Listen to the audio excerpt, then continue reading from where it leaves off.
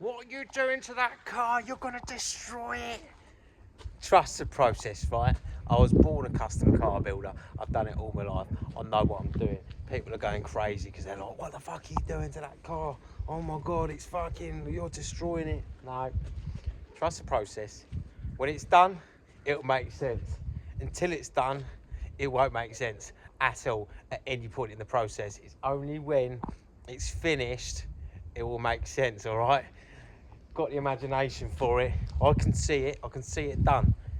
And when something looks like that, it's very hard to envision what it's gonna look like. But I'm fucking telling you now, this rat rod is gonna be sick. And she's gonna be called Frankenstein because she's about 10 different cars in one. We've got a Ford Pup front end. It's like a cross between an Austin 7, a Morris 8, a Model Y, a Ford Pop.